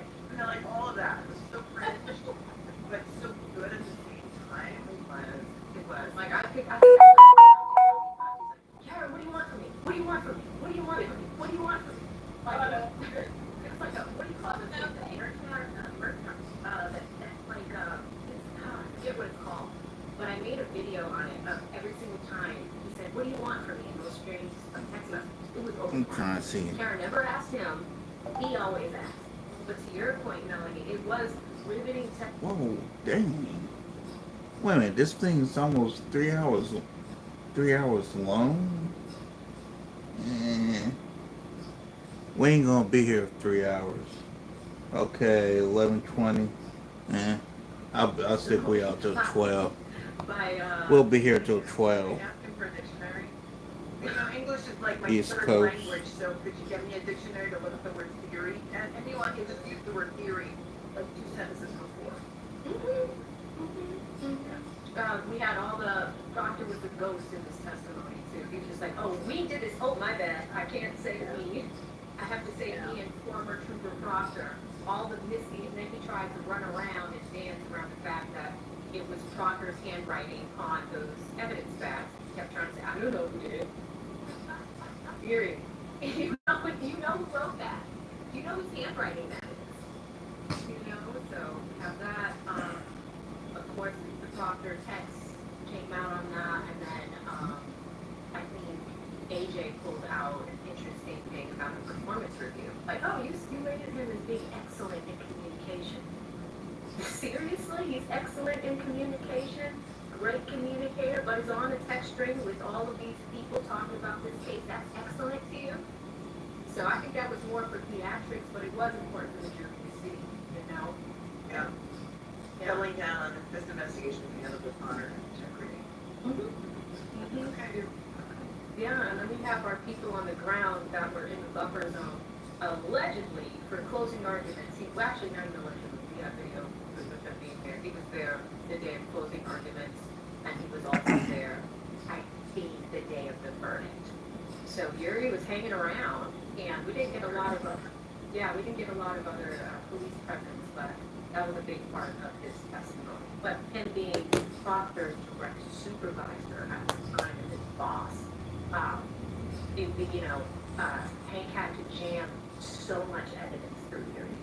He didn't bring in those other police officers. A lot of it had to come in through Yuri. So, tough one, but any other thoughts on this one, guys? Yuri, what stood out was just the cross, the massive, again, he was the introduction, well, maybe not, because I think we started to see it with Gallagher, how just resistant and antagonistic and uncooperative, and in general, all of the law enforcement witnesses just transformed as soon as we're going from direct cross-examination. So he was probably just the most extreme example of that. Things like, feeling that you need a dictionary to talk about semantics, instead of talking about your case that you were investigating in your investigation of the murder of the death of John O'Keefe. I think one of the things that stood out for me as well with Yuri, it was long. It was a grueling one, because like you're saying, it was used as a surrogate for Proctor, and that means that you're gonna take it from both sides. You're gonna have to answer for yourself, and you're gonna have to answer for Proctor for both sides. And so Yuri, I think he got tired. Like you could see his resistance kind of start to fade as we were getting into like the third day of him being on the stand. It was just a little bit perhaps tiring for him, and he started to give up some things that just, I think they opened doors that could have been taken advantage of, but the defense ultimately chose not to. But an example of that was because he's got to answer for Proctor. What about the supervisor? What about the text with the friends? What about the text with Courtney Proctor? About the gift and things like that. He was going to be used as this backdoor way to try to get that information in. And so Yuri was very savvy. I don't think he's smart, but very, very savvy. He's like a clever little weasel up there on the stand. He understands the game of how to not authenticate the opposing parties' their evidence in, to not remember things, to force them to show you their receipts or something like that if they're going to try to impeach you. Yeah. So he wasn't willing to give up the text with the friends. continuing to fight things like the text offense. He doesn't know anything about that, never heard anything about it at all.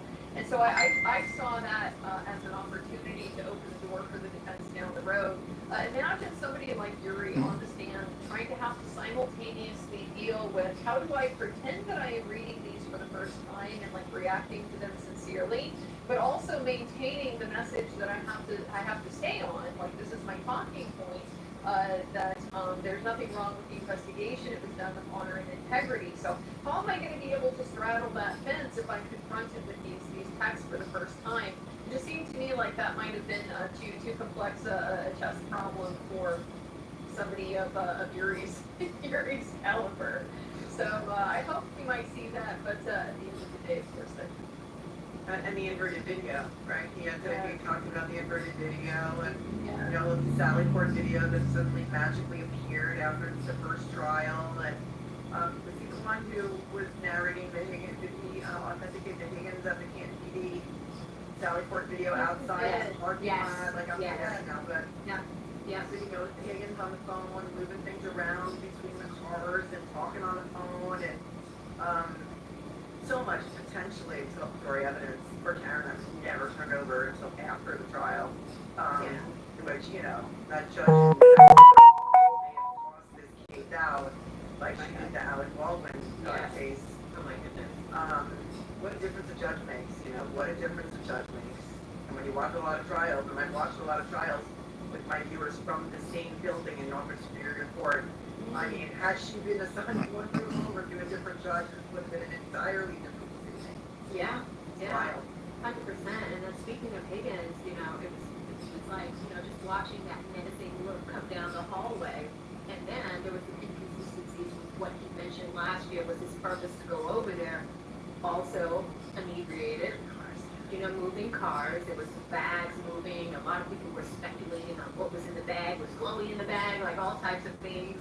But at the same time, it was just a lot of moving around. But you see him on the phone when he mentioned that he was not making any phone calls last year, you know, or if he did, that they were brief or something along those He said lines. he did not make any phone calls at all in the early morning hours of January 29th, and that's why he said the butt dial, the back to Brian Albert in that phone call was a butt dial. And, Yeah, so that's like, we're proving, you know, like this is an ATF agent, you know, and then it's like, I think we also got some of the bar images in this one that were enhanced slightly, and that's where we see John signing out, you know, filling out the slip for the bill, and then you see Higgins looking over at him and pointing, you know, and some of that stuff, a lot of people will come up with microdots on enhancing it. I haven't seen it, you know, three of us barely have time with streaming, right? But it's like, that was definitely, I think the defense did well with how that was shown to the jury this time, and how it's come up with multiple witnesses both on the prosecution side and the defense.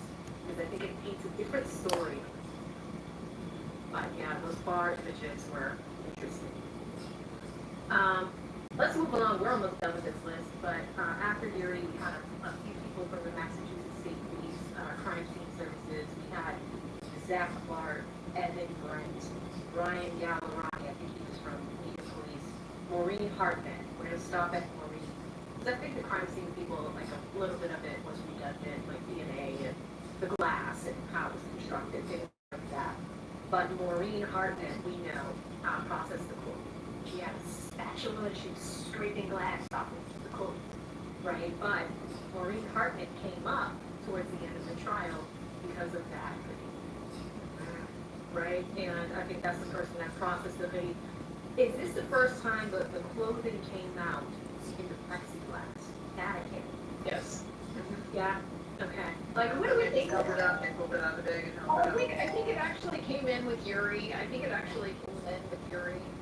Yeah, okay. I'm like, what is this poster board thing? Like, what is this? Like, why? Yeah. Who and why? I mean, that was my question. Like, I'm not against the idea of mounting a piece of evidence for trial, but the question is why? What are you getting from doing that is better than just having the sweatshirt where it can be looked at from all different angles and stuff?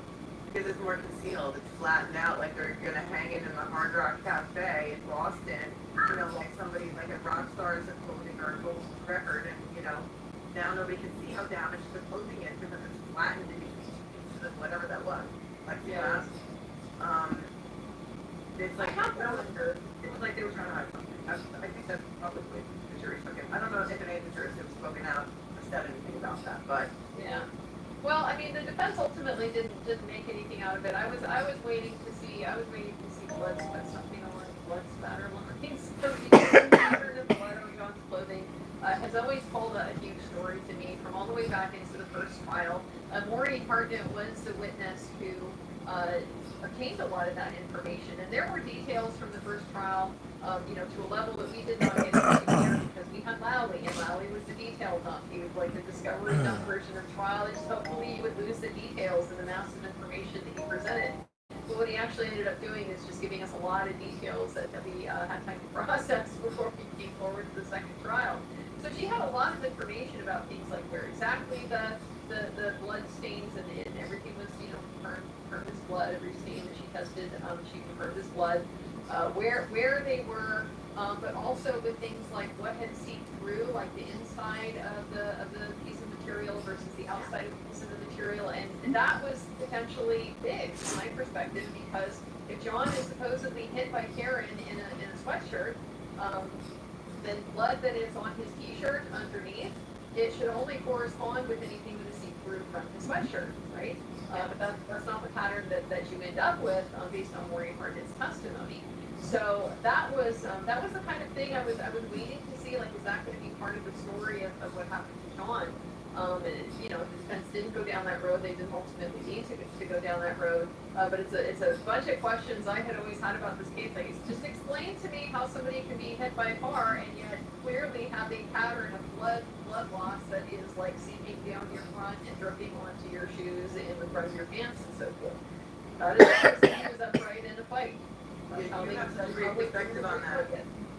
Being a Yeah. boxer, so explain Yeah. to a lot of people in the chat that might not know Yeah. you're a boxer, what your Yeah. thoughts Yeah. are on that. Oh yeah, no, I boxed for like 10 years. I kind of had a couple amateur fights, and I'm a bleeder too. Like, you just look at me too hard, and my nose will bleed. So I have bloodied up so many shirts so many times, and I can't tell you how many times you end up with this particular blood pattern. It's exactly the same. You get popped in the nose, your nose starts to bleed, it bleeds down the front of your shirt, a little bit drips on the front of your pants, and then right there on the top of your shoe. That was the giveaway for me. It's a little drop on the top insole of John's shoe. Like, no, that's a person who got a bloody nose in a fight.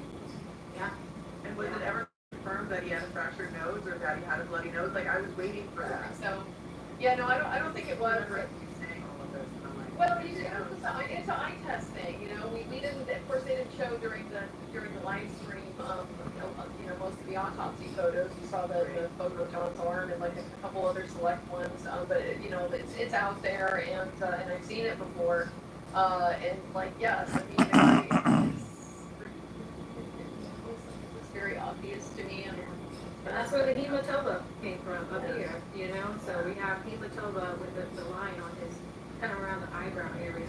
And that's where that came up. So, you know, this is a good discussion because it's also, there was some bruising from like IVs and like things like that. But then all of those scratches on the sweater and things around those lines, it just didn't work.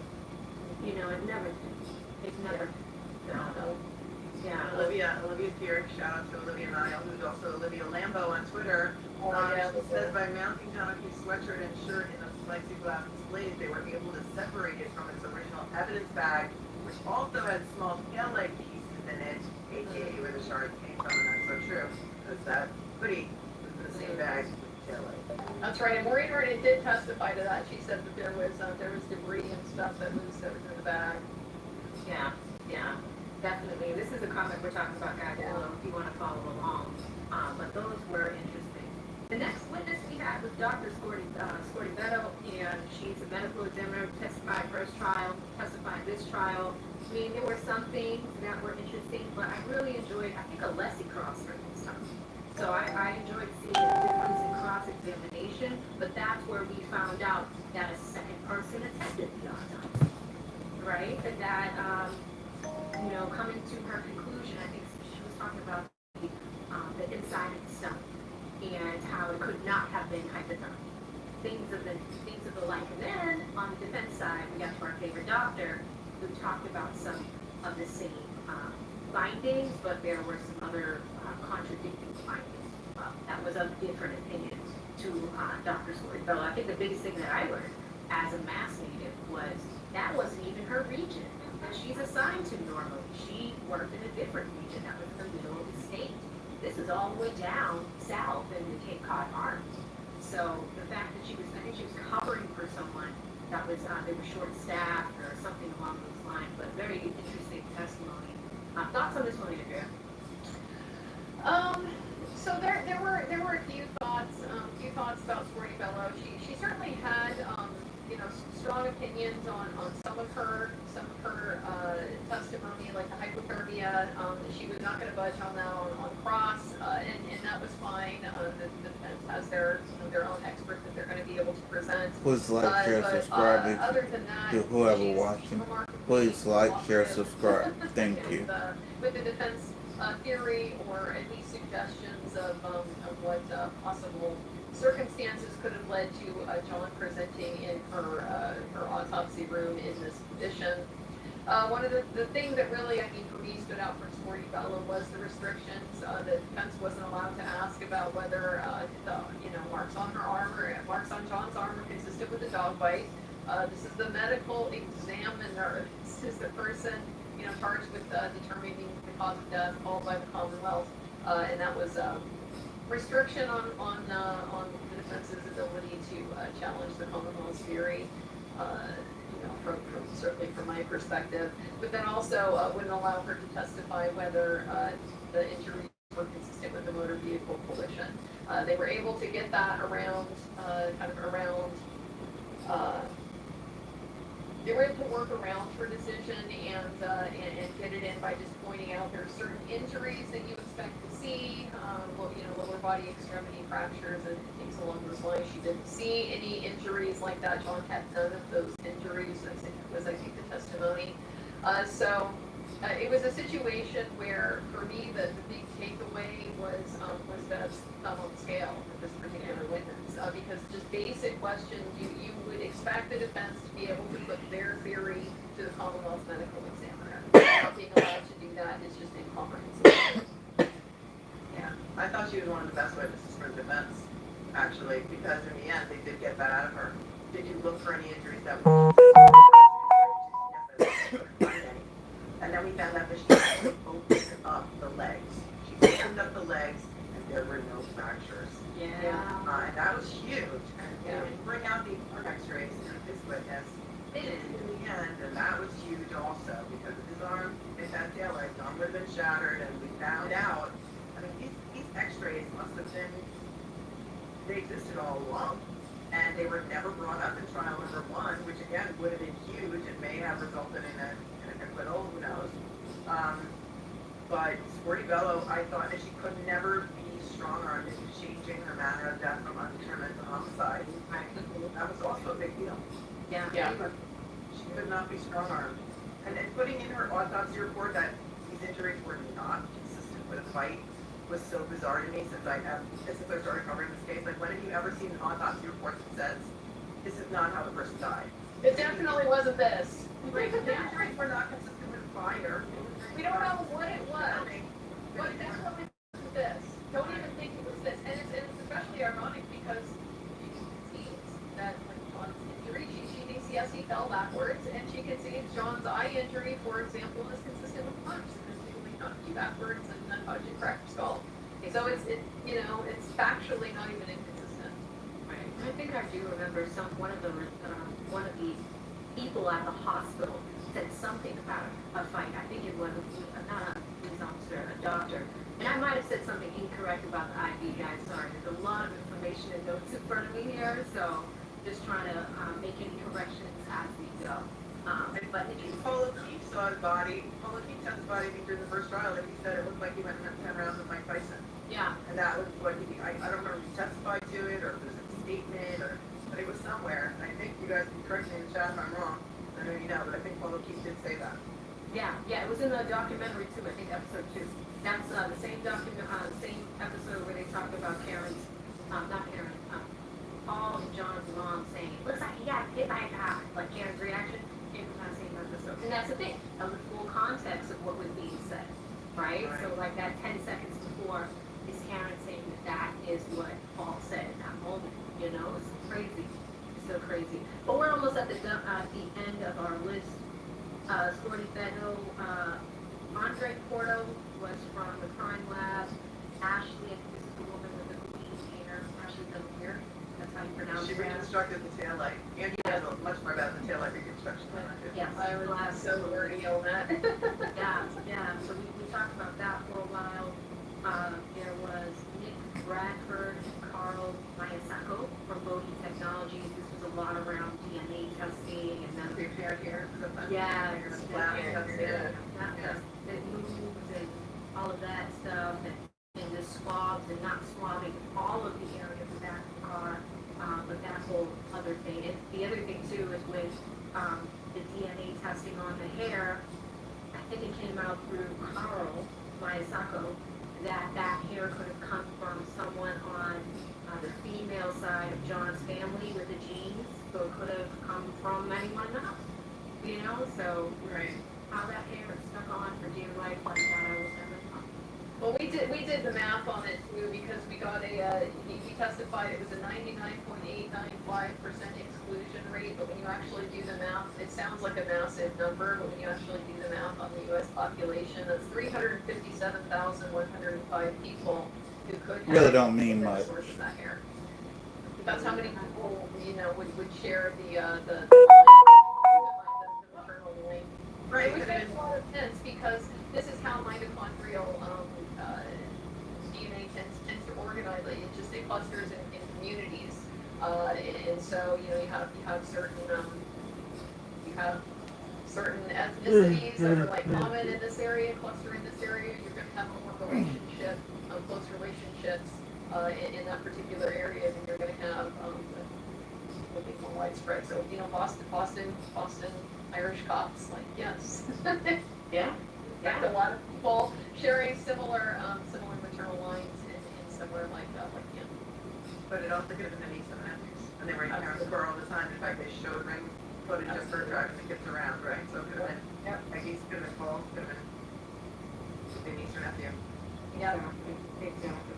All right, then finishing up with Commonwealth's witnesses, we'll take two of these slow. One will breeze through. Shannon Burgess, I mean. Yep. Did he do it to himself? I think I could not believe that on cross. I literally was probably just sitting there like this. Like, I could not believe that Hank spent all of this money on these people and did not even do the due diligence to verify their degrees. And as a taxpayer, I was pissed. I think that was the most I've ever sworn on this channel. Like, I just couldn't believe it. I was just like, he really didn't complete the degree, but it's, for, you know, putting it out there publicly that he had. Thoughts on this one? What are your first?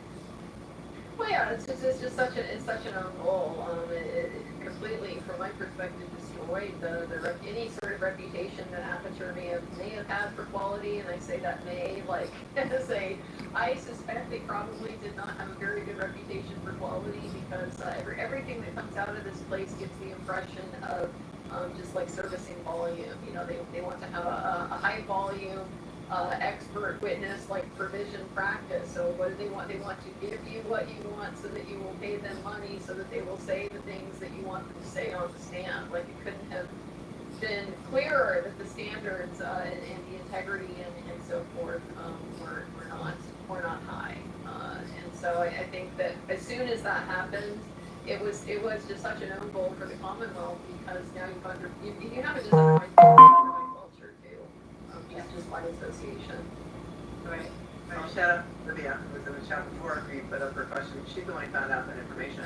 She's like an online sleuth, but she found that out, and the defense was able to use it, which was fantastic. And, you know, I believe Aperture, like, how do you not get your experts? When you hire an expert as an attorney, you are relying on their CV. That is what you're paying them for. You're paying them for their education and experience. And if that whole CV is a lie, Anytime we just clowned in the chat. that they're an expert, that's wild to me. How do you, if you're going to lie on your CV? How do you I gotta pause this for a second. How in the world this dude is supposed to be an expert and Hank Brennan did not check his credentials?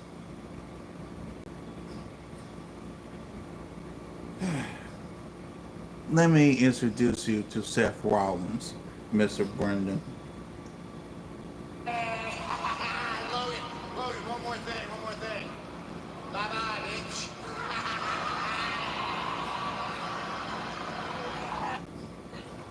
A bullshit? A bullshit? A bullshit. Bullshit. That's what I had to say.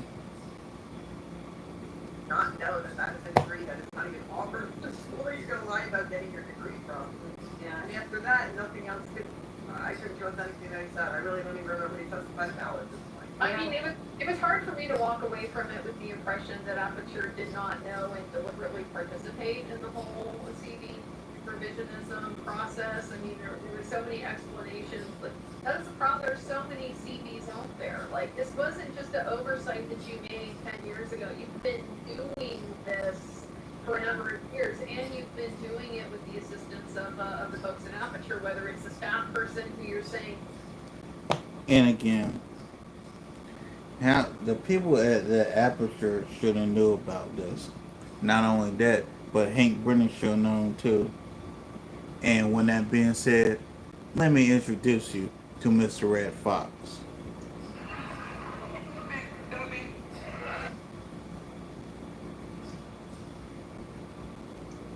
And Hank Brennan, you are a big dummy. And the weakest link. Let me see if I can find it.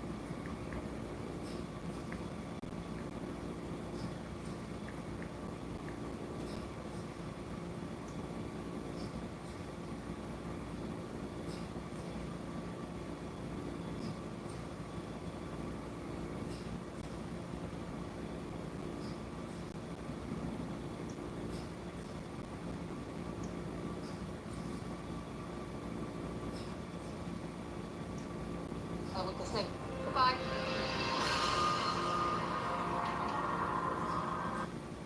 You are the Trevor. You are the weakest link. Goodbye. You are the weakest link. Goodbye.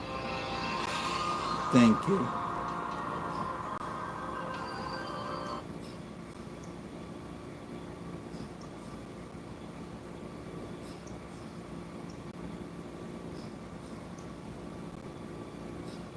fulfills the discovery request and sends out your resume, like almost like it's that person's fault what your resume says, or it's somebody in Aperture that decides what their website says about your qualifications. So it made it look like none of them cared. They were all in on it. If you were willing to Like, share, subscribe. Like, share, if you're subscribe. willing to pay the money and hire these people, like they're fine misrepresenting things for your benefit. Like it couldn't be clearer. Yeah, and for that to be like in process for, was it 17 still ongoing? And again, Hank Brendan. Trevor. You are the weakest link. Goodbye. You are the weakest link.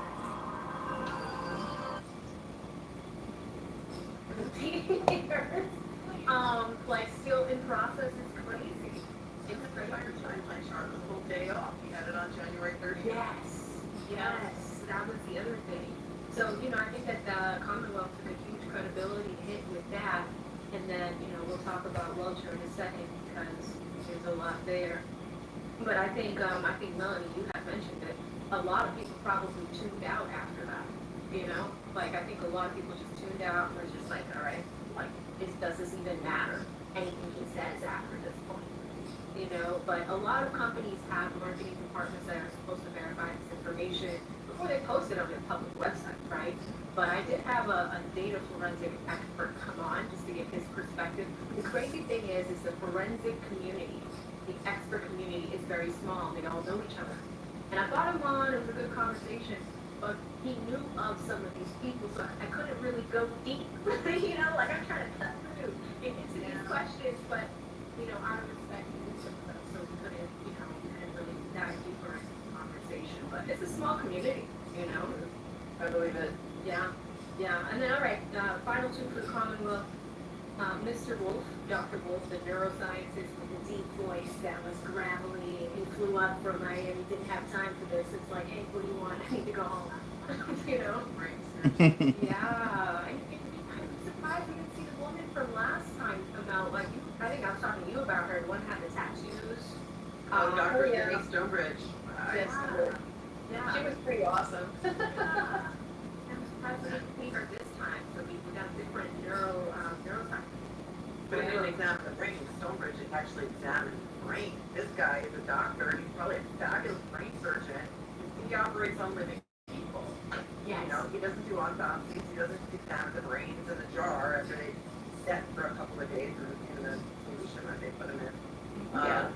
And so, again, what did he add to the prosecution's case? Right? Well, he added A the lot of money. suggestion that it's like the most normal thing in the world for somebody to slip on the ice and fall back and crack their skull on a sidewalk. You can see this routinely, yes, on the concrete. You can see this routinely in the trauma center over there in Minnesota. This was another guy that he doesn't seem like he's a professional expert witness, right? He's doing 4 surgeries a day. He's primarily a surgeon. So he was another one that I thought spoke a little over technically for the jury, and so you have to pick out then what are the pieces, like if I'm getting lost in the foramen magnums and the anatomical talk, kind of think what is he giving me that I can hang on to, and when he's giving me, you know, the idea that, well, John could have just slipped and cracked his head on the sidewalk or on the garage or something like that. That yes, does seem plausible. It does seem plausible that somebody would hit their head on concrete and suffer this kind of injury. 100%. Right. I mean, he basically said nobody hit him in the head with a baseball bat. Yeah. Yeah. You know, like he fell backwards, and knowing that he was going to do 4 brain surgeries the next day indicated to me how much they had to pay this guy to come in. Because when you hire expert witnesses that are doctors and they have to give up a day of surgeries, their bill is wicked high. Yeah. It's like they probably paid him. I fly up from Florida to stay there, to put him in a hotel, to cancel. Oh, they paid him 5 figures easily. That he could have fallen down from his head, which is basically what he said. And that he doesn't, you know, treat, doesn't do autopsies, and he doesn't determine cause of death, so, or manner of death. But he couldn't help them there. But he was a very well-spoken, very smart witness. I mean, they went white cappuccino every morning at 4 a.m. So Sweet. what a wonderful man.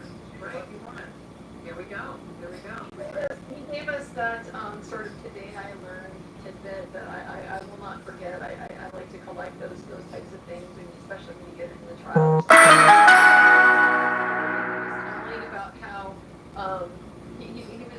there was a whole, like, you could stick your finger through the brain, you know, with Mr. Lally. It's very soft, like so soft you can stick your brain to it. He had this very comfortable manner of talking about some fairly horrifying things, and one of the things he was talking about was like cortical separation, the types of like reactions that you can have depending on the type of the brain injury. He was describing like there's very fixed postures that people sometimes take, and there's this whole evolutionary theory that it's because back when you were a caveman, if you got attacked by a predator or something like that, it would make you move, maybe to scare off the predator. Yeah, it was like story time with those who will. But it was fascinating because that is something that I'm familiar with, the cortical posturing, because you have to learn a little bit about it for boxing, you know, for safety purposes. It really is. It's this thing where, like, they can kind of tell, like, what sort of injury you have in your brain, where it is in your brain, sometimes because the very specific pose that you take on will tell them what's being affected. So I didn't know anything about that whole theory, and now I will never forget it. There we go. There we go. All right, our Commonwealth's very last witness, Dr. Welcher. I mean, group thing, dressing up. I'm just gonna cut off right 2 miles here. per hour, the combativeness I'm gonna cut off right here. I am gonna come back later with some more stuff, but I'm glad that y'all decided to stay just a little bit with me. I thank y'all. Please like, share, subscribe. I'll see y'all later.